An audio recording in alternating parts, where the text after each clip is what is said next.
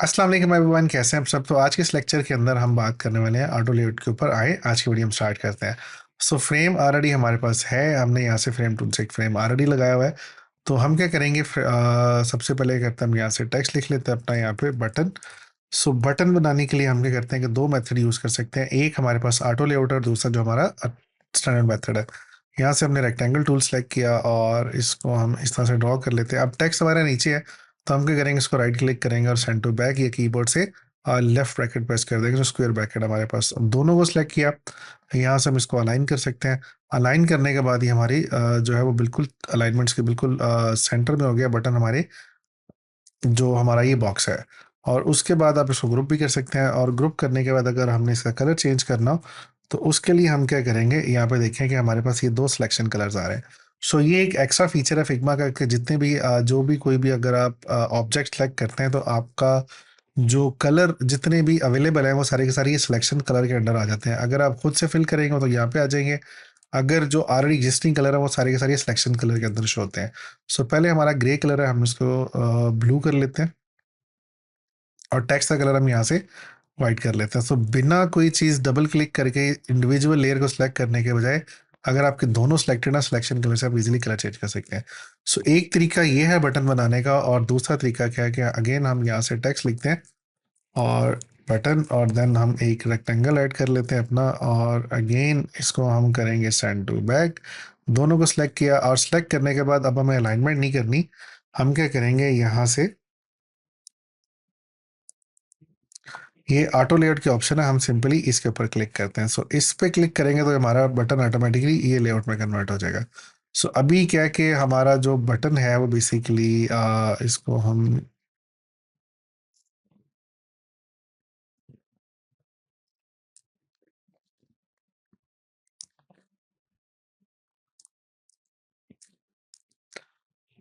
तो अब हमने दोनों को बल्कि सो अब हमने करना क्या है कि हम यहाँ से क्या करते हैं कि इसको यहाँ से ये प्लस पे क्लिक करेंगे तो हमारा ये बटन ऑटोमेटिकली ऑटो लेआउट के अंदर कन्वर्ट होने से ये इसकी अलाइनमेंट खुद ब खुद यहाँ पे प्लेस हो गई है। सो ये हमारी अलाइनमेंट है। आप चाहें तो इसको टॉप बॉटम लेफ्ट राइट किसी भी जगह यहाँ से प्लेस कर सकते हैं। सो ये हमारी अलाइनमेंट है। तो हमें सेंटर में चाहिए तो हम इसे एग्जैक्टली इसको अलाइन सेंटर कर लेंगे। सो नेक्स्ट हमारे पास ऑप्शन क्या है, ये इसकी पैडिंग्स है। और दूसरा आप देखें यहाँ पे आपको दो ऑप्शन नजर आएंगे। ये इसकी टोटल विड्थ है 220 और इसकी हाइट है 63। आप चाहे तो इसको मैनुअल टाइप कर लें, लेकिन जब भी आप फिक्स विड्थ एंड हाइट देंगे तो आपके पास यहाँ पे ये हॉरिजॉन्टल रीसाइजिंग जो आ रही है वो फिक्स वाली आ रही है।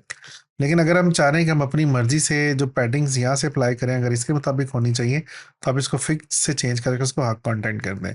सो अभी हमारे पास जो हॉरिजॉन्टल वर्टिकल पैडिंग्स दोनों 0 0 इसलिए होगा क्या कि हमारा बटन एग्जैक्टली इन पैडिंग के साथ बिहेव करेगा। आप फॉर एग्जांपल अगर मैं यहाँ से पैडिंग की वैल्यू बढ़ा के 30 कर देता हूँ तो आप देखें left right equally 30 padding add होगी, और इसी तरह मैं इसको वर्टिकली 50 बहुत ज़्यादा, हम इसको 15 कर लेते हैं। सो ये हमारा ये बटन हो गया।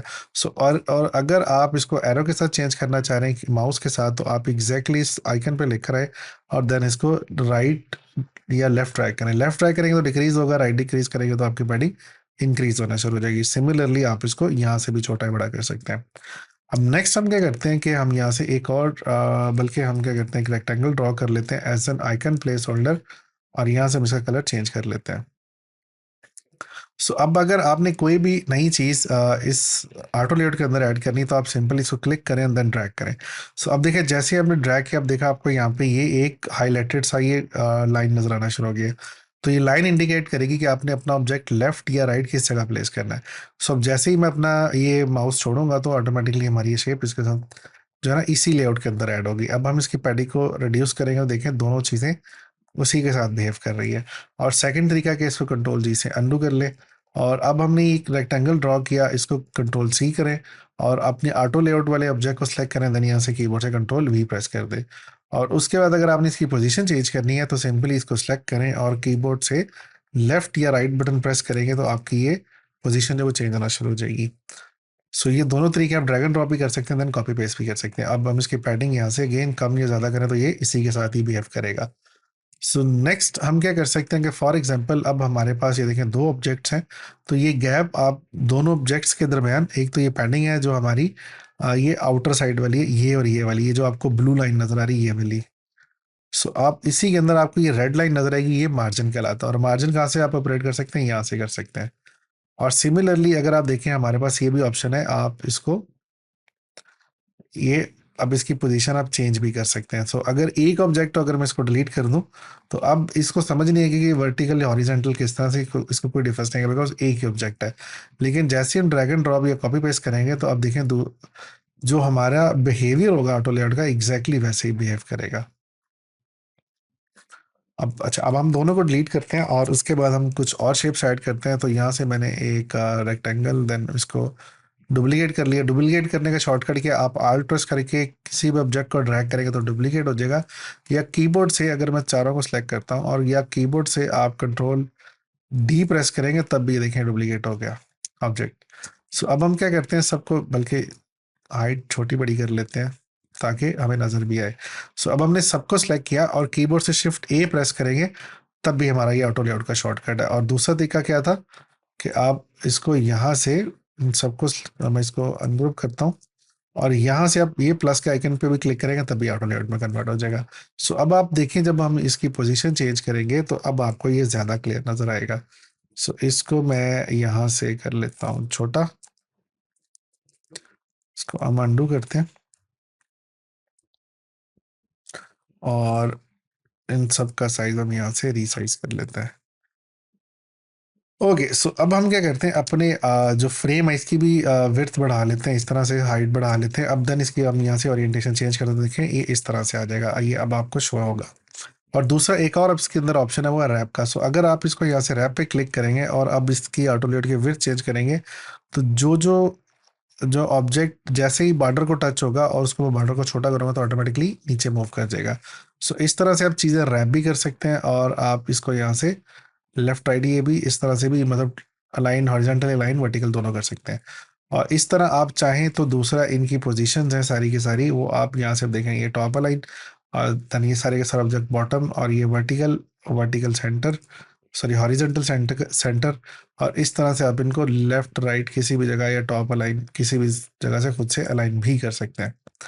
और ये थी हमारी जी ऑटो लेआउट के बेसिक ऑप्शंस।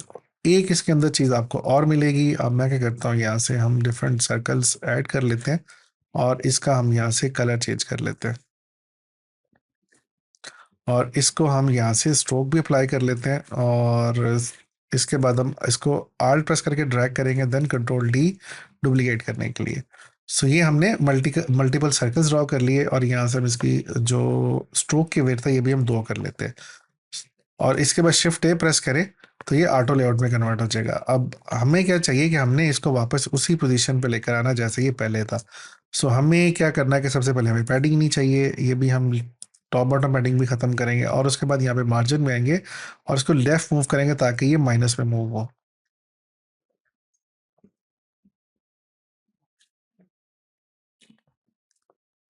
इसको मैं कहीं हमने डबल तो नहीं कर दिया, ये 2 दफ़ा ग्रुप हो गया। ओके, सो हमने क्या किया था कि 2 दफ़ा, बल्कि पहले हम करते हैं 0 और इसकी अलाइनमेंट हम करते हैं ये हॉरिजेंटल। अब इसका मार्जिन हम यहाँ से माइनस में लेकर आते हैं तो ये देखें अब बिल्कुल ये ठीक परफॉर्म कर रहा है। सो हुआ क्या था कि हमने 2 दफ़ा आउटलेट प्रेस कर दिया था इसलिए वो प्रॉब्लम आ रहा था, तो उसको हमने यहाँ से लेयर पैनल से चेक कर लिया। सो अब हम क्या करेंगे कि इसी के अंदर आपको नेक्स्ट ऑप्शन मिलेंगे 3 डॉट्स वाली। अगर आप 3 डॉट्स पे आए तो अब हम क्या कर सकते हैं, यहाँ से इसकी मज़ीद ऑप्शन भी जो एडवांस वाली वो भी एक्सप्लोर कर सकते हैं। सो अगर आप चाहें कि जो जो आपका स्ट्रोक है अगर ये आपकी इस जो बाउंडिंग बॉक्स है इसके अंदर इंक्लूड हो तो यहाँ से आप इसको चेंज भी कर सकते हैं। सो अभी हम अगर इंक्लूड ऑटो लेआउट कर देंगे तो ये ऐड, बल्कि हम देख लेते हैं पहले हमारा जो स्ट्रोक है वो इनसाइड है या आउटसाइड है। सो अब हमने क्या करना है कि हम इन सबको सेलेक्ट किया और कीबोर्ड से एंटर प्रेस करेंगे ताकि हमारे ये इंडिविजुअल ऑब्जेक्ट सेलेक्ट हो जाए। और यहाँ से आप मेक श्योर करें कि आपका जो स्ट्रोक है वो इनसाइड ना हो बल्कि यहाँ से आउटसाइड हो। और अब हम क्या करते हैं, अगेन वापस ऑटो लेआउट के 3 डॉट्स पे आते हैं और ये अब हम इसका ऑप्शन चेंज करके देखते हैं। सो अगर आप एक्सक्लूड करेंगे तो होगा क्या, जो हमारा सर्कल का साइज है, हमारा जो लेआउट का जो साइज है वो देखिए यहाँ से चेंज होकर सिर्फ आपको ये शेप्स के ऊपर मिलेगा। और अगर मैं इसको इंक्लूड कर दूं तो देखिए हमारा जो ये, इसको हम बड़ा कर लेते हैं, बल्कि यहाँ से हम इसको हग करते हैं, हग कंटेंट। ताकि हमारा ऑटोमेटिकली जो कंटेंट साइज विड्थ हम जब भी छोटा बड़ा हो खुद ब खुद एडजस्ट कर ले। सो अब हम क्या करते हैं, वापस इसी पे आते हैं, और अगर हम इसको एक्सक्लूड करेंगे तो देखें जो स्ट्रोक है वो बाहर चला गया, और अगर हम इसको इंक्लूड कर लेंगे तो हमारा स्ट्रोक भी, जो हमारा ये बाउंडिंग बॉक्स है, इसी के साथ शामिल हो जाता है। सो नेक्स्ट हमारी कैनवस स्टैकिंग है। आप चाहें तो फर्स्ट वन टॉप पे कर सकते हैं, तो हमारा पहला ऑब्जेक्ट टॉप पे आ जाएगा, लास्ट करेंगे तो हमारा लास्ट वाला टॉप पे आ जाएगा। एंड देन अलाइन बेसमेंट है कि जो भी अगर अगर इसमें से कोई किसी भी ऑब्जेक्ट की यहाँ से अगर हम इसकी हाइट या वेट चेंज करते हैं तो देखें ये हमारी, अब हम इसको यहाँ से वापस आते हैं। सो अगर हम इसको सिलेक्ट किया तो अब देखें, सो अलाइनमेंट बेस खत्म कर देंगे तो ये सेंटर में आ जाएंगे, और अलाइन विद बेस लाइन कर देंगे तो एग्जैक्टली इस बेस लाइन के साथ हमारे ऑब्जेक्ट अलाइन हो जाएंगे। सो ये थी जी हमारी ऑटो लेआउट की ऑप्शंस। आप इसको प्रैक्टिस करें, और इसकी एडवांस वर्जन हम इंशाल्लाह नेक्स्ट वीडियो के अंदर करेंगे। तो आज के लिए इतना ही, बाकी इंशाल्लाह हम नेक्स्ट वीडियो के अंदर करते हैं।